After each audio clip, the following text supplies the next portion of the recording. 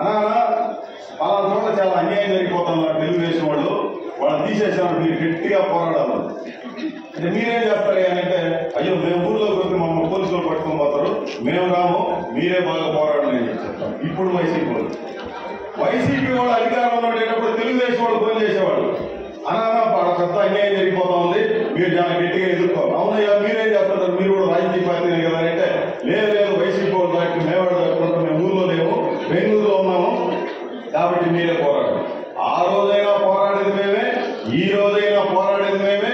ఇది జనానికి బాగా అర్థమైన రోజున వైసీపీ లేదు, తెలుగుదేశం లేదు, సిపిఎం పార్టీ మాత్రమే ప్రత్యామ్నాయం అని చెప్పి అర్థమై వచ్చే రోజులు ఎంతో కాలంలో లేవు. ఎందుకని నేను చెప్తున్నానంటే వాస్తవంగా ఈ రోజున ఉంది చాలా విషయాలు మన వాళ్ళు ఇక్కడ చెప్పారు.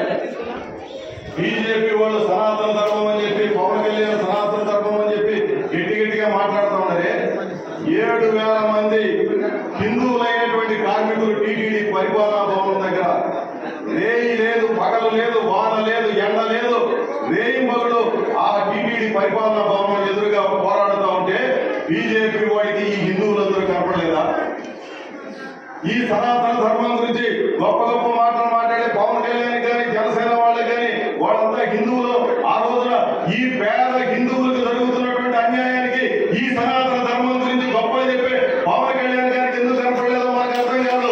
ఈ రోజున ఆయనకి సనాతన ధర్మం గుర్తొస్తా ఉంది. టీటీడీలో ఉన్నటువంటి పేద హిందువులు పోరాడుతూ ఉంటే ఈ హిందువులు ఎందుకు కనపడలేదని చెప్పి అడుగుతున్నటువంటి దౌర్భాగ్యకరమైనటువంటి పరిస్థితి. ఎప్పటికైనా నీ సనాతన ధర్మంలో ఏమని చెప్పింది? ఈ హిందువులుగా ఉన్నటువంటి వాళ్ళందరూ కాంట్రాక్ట్ కార్మికులుగా ఉన్నారు. 5,000 కోట్ల రూపాయల ఆదాయం ఉన్నటువంటి టీటీడీలో వీళ్ళందరినీ పర్మినెంట్ చేయి, ఈ సనాతన ధర్మానికి మేమంతా సెల్యూట్ చేస్తాము అని చెప్పి ఈరోజు అడుగుతాము. నువ్వేమో నీ సనాతన ధర్మంలో నువ్వేం చెప్తావు నీకే అర్థం కాదు. కానీ ఇక్కడ పేదవాడు అల్లాడిపోతున్నటువంటి పరిస్థితి ఉంది. భక్తులు అల్లాడిపోతున్నారు, పర్మనెంట్ ఉద్యోగులు అల్లాడిపోతున్నారు. ఆఖరికి పర్మనెంట్ ఉద్యోగులు కూడా సస్పెండ్ చేసే దౌర్భాగ్య పరిస్థితిని గతంలో చూసాం. నిర్బంధానికి వ్యతిరేకంగా పోరాడింది ఈ ఎర్రజెండా, మీరు కాదు. అంగన్వాడీలు 42 రోజులు పోరాటం మామూలు పోరాటమా? ఆంధ్ర రాష్ట్రంలో ఈ ఎర్రజెండా నిలబడి ఈ అందరూ చేసుకుంటామని చెప్పినటువంటి రోజున తెలుగుదేశం పార్టీ వాళ్ళు ఏమైనారు, వైసీపీ వాళ్ళు ఏమైనారు? ఈ రోజంతా కూడా ఏదో కథలంతా చెప్తాడు, వీళ్ళు ఏదో పెద్ద పొడి చేసినట్టుగా చెప్తున్నారు. ఏమైనా మర్యాద ఉందా వాళ్ళకి? ధరలు ఎంత పెరిగిపోతా ఉన్నాయి? ధరలు మామూలు ధరలుగా ఉన్నాయా? కందిపప్పు 95 రూపాయలు ఉన్నటువంటి కందిపప్పు 195, 200 రూపాయలు ఈ రోజున. ఏమయ్యా జీతం పెంచమంటే మాత్రం కథలన్నీ చెప్తావు, ధరలు పెంచడానికి మాత్రం ఏం అదుపే ఉన్నదా? జీతమేమో మనకు జేబులో పైసా ఉండదు. నెలకు వచ్చే జీతం రోజు రోజుకి తగ్గిపోతూ ఉంటుంది, ఆదాయం తగ్గిపోతూ ఉంటుంది. ఆఖరికి ఎంత దౌర్భాగ్యకరమైనటువంటి పరిస్థితి. గ్రామీణ ఉపాధి హామీ పథకంలో ఎంబీఏ చేసిన వాళ్ళు, పీజీ చేసిన వాళ్ళు, బీటెక్ చేసిన వాళ్ళు పోయి పనిచేస్తుంటే సిగ్గైనా ఉందా ఈ చంద్రబాబు నాయుడికి, జగన్మోహన్ రెడ్డికి? లేదా ఇప్పటిదాకా ముఖ్యమంత్రులుగా, ప్రధానమంత్రులుగా, ఎంపీలుగా, ఎమ్మెల్యేలుగా పనిచేస్తున్నటువంటి మీకు అందరూ సిగ్గైనా ఉందా? ఆఖరికి ఈ రోజు పోలీస్ స్టేషన్లు, ఏ పేదవాడైనా పోలీస్ స్టేషన్ ధైర్యంగా పోయి నాకు ఈ కష్టం జరిగింది, నాకు న్యాయం చేయండి అంటే న్యాయం చేసే పోలీస్ స్టేషన్ ఎక్కడైనా ఉందా? ఏ రకంగా తయారైన పోలీస్ స్టేషన్ లో ఎవడు అధికారంలో ఉంటే వాడి మోచేతి నీళ్లు తాగే దొంగల కంటే హీనమైన సంస్కృతి ఈరోజు పోలీస్ స్టేషన్ లో వచ్చేసింది. ఏ మహిళైనా నాకు ఈ కష్టం ఉంది అని చెప్పి పోలీస్ స్టేషన్ లో పోయి చెప్తే న్యాయం జరిగే పరిస్థితి ఉందా? ఎందుకు నేరాలు పెరిగిపోతున్నాయి? ఇప్పుడే చెప్పింది మన సాయిలక్ష్మి, 3 సంవత్సరాల పసిపాప మీద ఒళ్ళు కళ్ళు కాకుండా అత్యాచారం చేసి చంపేసి ఒక గుంత తీసి కూర్చేసినాడంటే వాడు కండ కావడం పెరిగిపోయినటువంటి సంపన్నుడు, లేదంటే కండలు తిరిగినటువంటి మనిషి అనుకుంటే పొరపాటు. మళ్ళా వాడు ఒక గిరిజనుడు, వాడికి పొలం కండలేదు, తినేదానికి తిండి లేదు, రోజు కూలిపోతే తప్ప బతకలేనటువంటి వాడు 3 సంవత్సరాల పసిబిడ్డ మీద ఎందుకు ఇంత అత్యాచారానికి పాల్పడినాడు? అదే మాదిరి ఇంకా రకరకాల అత్యాచార ఘటనలు ఈ జిల్లాలో జరిగినాయి, చాలా జరుగుతున్నాయి. ముసలి వాళ్ళని లేదు, పసిబిడ్డలను లేదు, పసిబిడ్డల మీద అత్యాచారాలు జరుగుతున్నాయి. తెల్లటి జుట్టు చేసినటువంటి అత్యంత ముదుసోళ్ళ మీద అత్యాచారాలు జరిగి చంపేశారు. ఎందుకు జరుగుతున్నాయి? ఎందుకు జరుగుతున్నాయంటే చిన్న పెద్ద తేడా లేదు.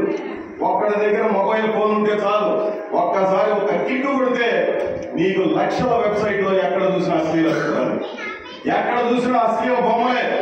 నీకు ఎన్ని వీడియోలు కావాలంటే అన్ని వీడియోలు. పసిబిడ్డలు ఈ రోజు వాటిని పెట్టుకొని ఏ రకంగా తయారవుతున్నారో మనం చూస్తున్నాం.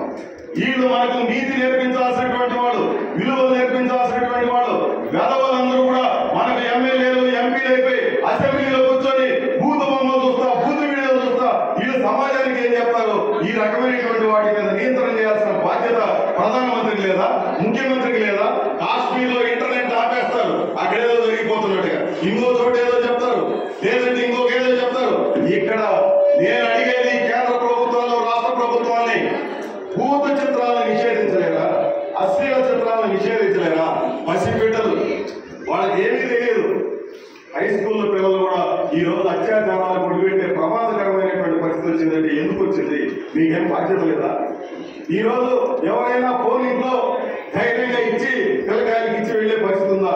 ఎందుకు ఈ రకమైనటువంటి పరిస్థితి ఏర్పడింది అని అంటే సమాధానం చెప్పేవాడు ఎవడైనా ఉన్నాడా? ఏమీ లేదు. మళ్ళీ మళ్ళా చూస్తున్నాం మనం, విద్య, వైద్యం, ఉపాధి ఏమీ లేదు. ఎవడైనా పసిబిడ్డలు చదువుకునే పరిస్థితి ఉందా?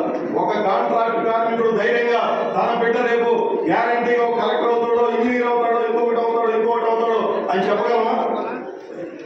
రోజు నెల సంవత్సరం అంతా కష్టపడేది, యవ్వనం అంతా పోతుంది.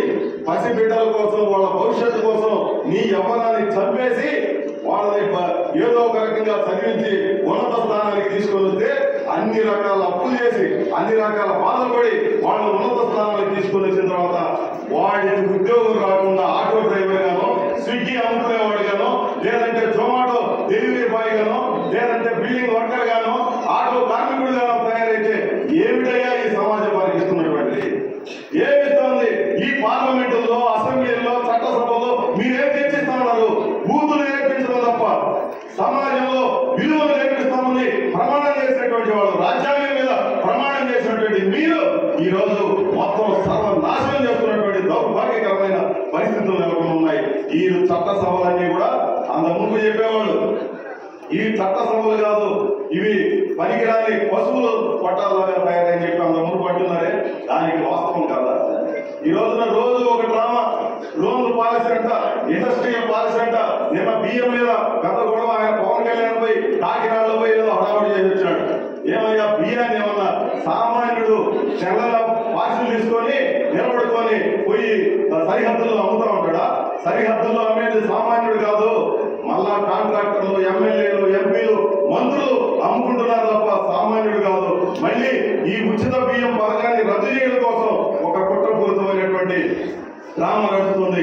మనం అందరూ అర్థం చేసుకోవాల్సినటువంటి అవసరం ఉంది. పోరాడుతున్నటువంటి ఎర్రజెండాని బలోపేతం చేసుకోవాలి. అది సచివేళ్ళలోనైనా, సూడూరుపేటలోనైనా, గూడూరులోనైనా, తిరుపతి జిల్లాకి ఇంత మునిపే మన బాలసుబ్రహ్మణ్యం గారు ఒక తీర్మానాన్ని పెట్టాడు. సమగ్రంగా ఈ జిల్లా అభివృద్ధి కావాలనంటే ఈ సమస్యలన్నిటి మీద సమగ్రమైన అవగాహనతో మరిన్ని పోరాటాలు ఉధృతంగా చేస్తే తప్ప మరొక మార్గం లేదనే విషయాన్ని ఆ తీర్మానంలో మీరందరూ కూడా విన్నారు. అందుకని రాబోయే రోజుల్లో ఈ 3 ఏళ్ళు చాలా బాధలు పడినాం, అనేక ఇబ్బందులు పడినాం. పార్టీలో ఐక్యత కోసం చాలా తీవ్రమైనటువంటి ఇబ్బందులు ఎదుర్కొని ఈ పార్టీని నిలబెట్టుకుని మనం నడుపుతున్నటువంటి కాలం ఇది. ఈ కాలంలో అనేక పోరాటాలు జరిగాయి. ఎక్కడ రాజీ పడకుండా ఉధృతమైనటువంటి పోరాటాలు నడిపినటువంటి మనం రాబోయే 3 ఏళ్లలో ఈ జిల్లాలో తిరుపతి ప్రజలకు అండగా అన్ని రకాలుగా ఉంటామన్నటువంటి హామీనిచ్చి మనం మరింత తీవ్రమైనటువంటి పోరాటాలకు సన్నద్ధం కావాలని చెప్పి కోరుతూ నమస్కారం.